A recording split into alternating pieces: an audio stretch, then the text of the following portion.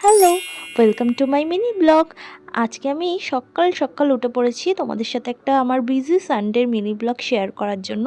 প্রথমেই সকালবেলা উঠে আমি আমলা আর গাজরের রস ফ্রোজেন করে রেখেছিলাম, এটা গরম জল দিয়ে আমি খাই ডেলি। তারপর আমি করে নিয়েছিলাম আমার ব্রেকফাস্ট তাড়াতাড়ি। আর সেদিন ছিল ব্রেকফাস্টে পুরি আর চানা আর পনিরের একটা তরকারি। এরপর চলে এসছে আমার ছোট ছোট স্টুডেন্টরা।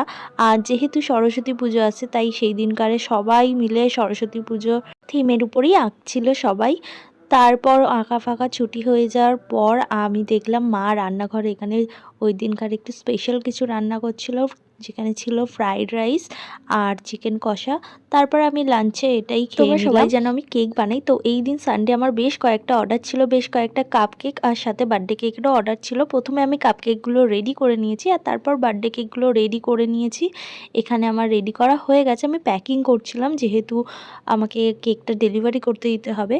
তো ডেলিভারি করতে দিয়ে আসার সময় আমার একটু পিৎজা খাওয়ার মন হচ্ছিল, তো আমি বোন আর বাবু মিলে আমরা পিৎজা পার্টি করলাম। তো এইভাবেই আমাদের সানডে কেটে গেল। দেখা হবে নেক্সট ভিডিওতে, বাই।